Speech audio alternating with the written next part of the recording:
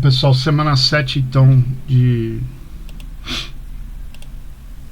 aprendizado, né, de aplicações de aprendizado de máquina, né, inteligência artificial no caso. Nós vamos falar um pouco de biblioteca e framework.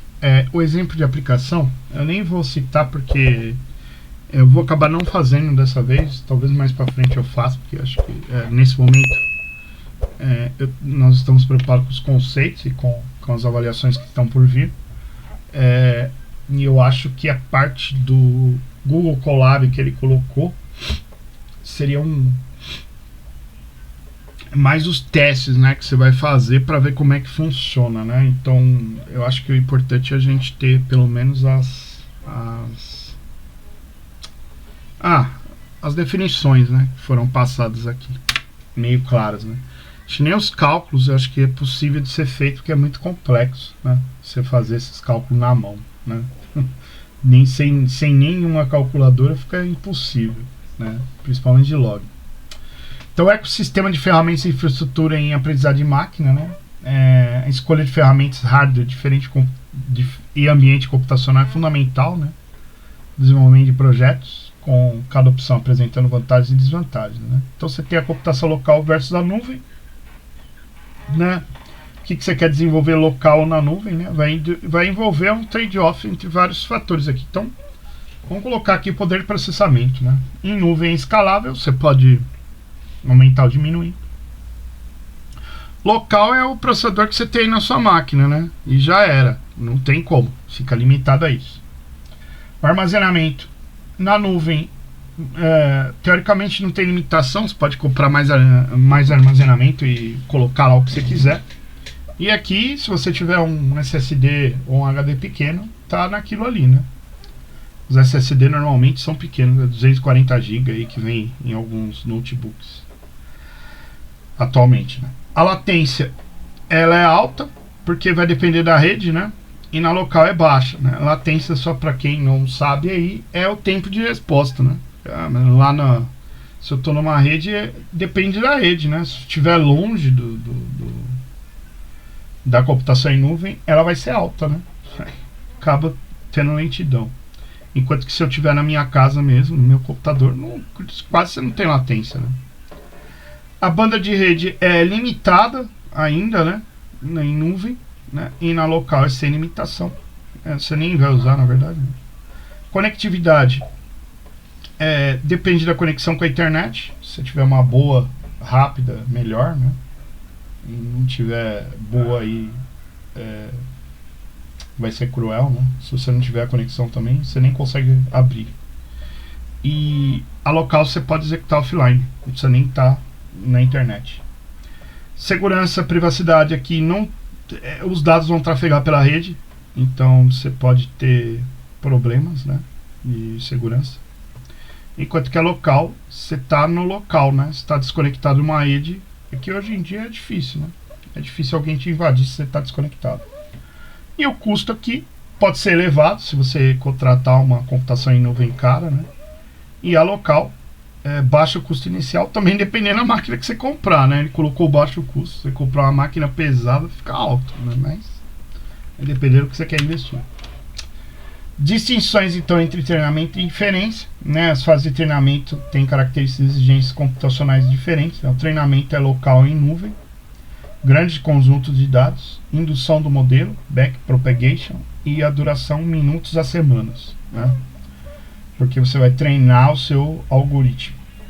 A inferência é a hora que você vai usar ele, né? Aqui você está treinando, né, para depois você usar na inferência. Pode ser local, em nuvem ou embarcado. É um exemplo de cada vez. Você vai usar o modelo já treinado e é em milissegundos a resposta. Os recursos de hardware, então, CPU, GPU e TPU, né? Agora, os novos computadores já estão vindo com um processador a mais para inteligência artificial, né? Usou-se muitos GPUs, né, nos cálculos, né? Então, a CPU é uso geral, adequada para ampla gama de tarefas, né? Mas ele é menos eficiente para cálculos paralelos massivos exigidos pelas redes neurais, né? A GPU, ela é projetada para renderização gráfica, né? Sua arquitetura paralela torna ideal para processar grandes volumes de dados simultaneamente, acelerando significativamente o treinamento de modelos de aprendizado de máquina. O GPU, né? Devido aos jogos tal, e o processador gráfico e o tempo de resposta, eles foram melhorando muito com o passar dos anos, né? E ganhou aí do CPU em alguns aspectos. E o TPU, que é o Tensor Processing Unit, que é novo, né? Circuito integrado específico, desenvolvido pelo Google, otimizado para operação de tensores, né? Pode ser de 15 a 30 vezes mais rápido que GPU e CPU, e de 30 a 80 vezes mais eficiente em termos de consumo de energia, né? Que sempre está se buscando reduzir o consumo, né, de energia.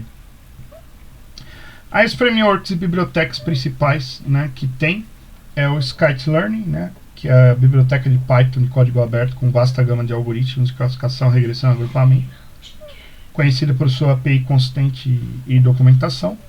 O TensorFlow, desenvolvido pela Google, né, framework poderoso para computação numérica, vai usar gráfico de fluxo e dados tensores. Dá para distribuir o processamento em múltiplas CPU e GPU em dispositivo móvel. O PyTorch, desenvolvido pelo Facebook, né, assim como o TensorFlow, usa tensores de forte aceleração por GPU. E o Keras, que é uma API de alto nível que funciona como front-end, abstraindo complexidade dos back-ends com o TensorFlow.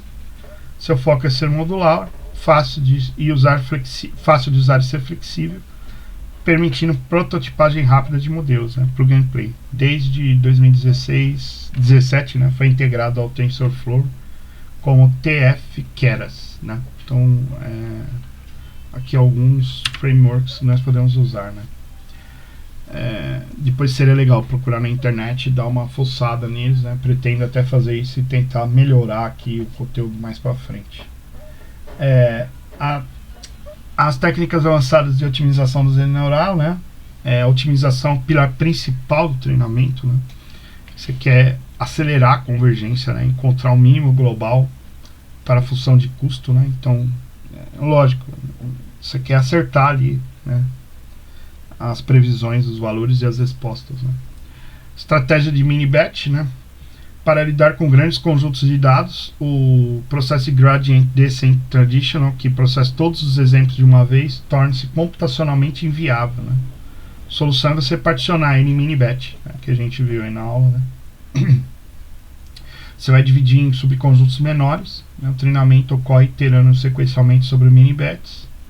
Um epoch, né, uma mensagem completa pelo dataset, é concluída após processar todos os mini-batches. O efeito é que o uso de mini-batches acelera o aprendizado, mas introduz ruído na convergência de função de custo, né? Regra de dedo, né, que eles falam.